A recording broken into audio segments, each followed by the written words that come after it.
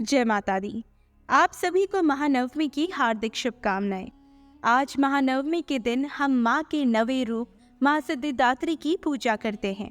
अगर किसी भक्त ने पूरे नवरात्रि कोई पूजा नहीं की हो, लेकिन नवरात्रि के 9वें दिन वह माँ सिद्धिदात्री की सच्चे मन से पूजा और आराधना कर लेता है, तो उस भक्त को पूरी नवरात्रि का फल मिल जाता है। माँ सिद्धिदात्री माँ दुर्गा का ही रूप है और उन्हें आदि शक्ति के नाम से भी जाना जाता है। माँ सिद्धिदात्री का कोई भौतिक रूप तो नहीं था, बल्कि वह एक ऊर्जा थी।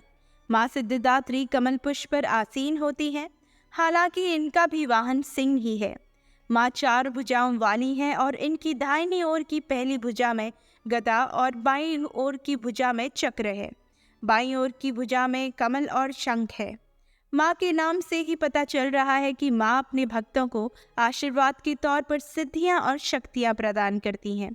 यहाँ तक कि महादेव स्वयं इन देवी की पूजा और आराधना करते हैं। मान्यता है कि महादेव ने सिद्धिदात्री की तपस्या कर उनसे 8 सिद्धियां प्राप्त की थीं। वो कैसे, इसके पीछे एक बहुत बड़ी कथा है। तो चलिए आज की इस वीडियो में हम आपको बताते हैं कि क्या है वो कथा। उससे पहले इस वीडियो को लाइक करके कमेंट सेक्शन में जय माँ सिद्धिदात्री लिखना ना भूलें।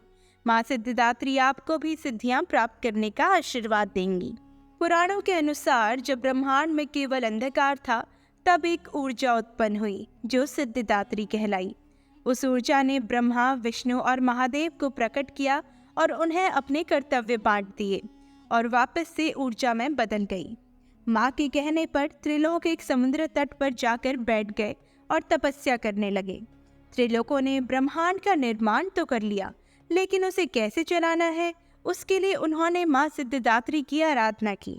आराधना से प्रसन्न होकर माँ सिद्धिदात्री उनके समक्ष प्रकट हो गई और उन्होंने आशीर्वाद में त्रिलोकों को अपनी ऊर्जा से शक्ति के रूप में उनकी पत्नियां यानी कि माँ दुर्गा, माँ लक्ष्मी और माँ सरस्वती प्रदान की, ताकि वो उनकी मदद से ब्रह्मांड को अच्छे से चला सके और जीवन उत्पन्न कर सके, जिसके बाद ब्रह्मांड का संपूर्ण निर्माण हो गया।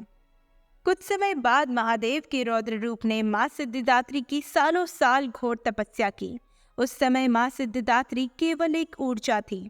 महादेव की तपस्या से प्रसन्न होकर माँ सिद्धिदात्री महादेव की बाईं ओर से प्रकट हो गई और महादेव का रूप आधा पुरुष और आधा स्त्री का हो गया। तब से दोनों के इस रूप को अर्धनारेश्वर के नाम से जाना जाता है। महादेव और माँ सिद्धिदात्री का ये रूप संसार के द्वंद्व को दर्शाता है कि किस प्रकार इस संसार में हर चीज के 2 पहलू हैं। वैसे देखा जाए तो माँ सिद्धिदात्री ही महाशक्ति हैं, जो इस ब्रह्मांड में शुरुआत से हैं।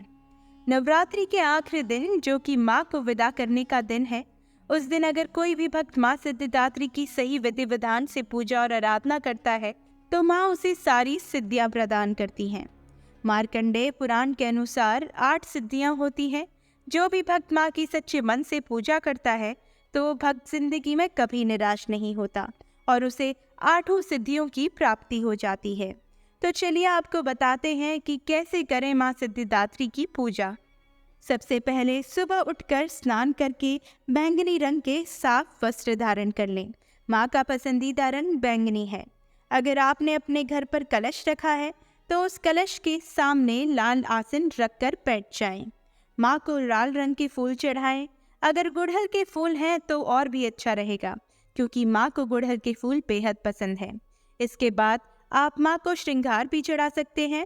इस दिन माँ को सफ़ेद तिल का भोग जरूर लगाएं। सफ़ेद तिल का भोग माँ को बेहद पसंद है।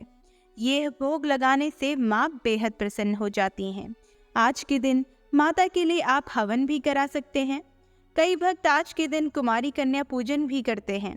कुमारी पूजन का अर्थ ये है कि माँ दुर्गा के इन 9 रूपों को आप अपने घर पर बुलाकर पूजते हैं, जिससे माँ और भी खुश हो जाती है और अपने भक्तों की रक्षा करती है और उन्हें आशीर्वाद देती हैं।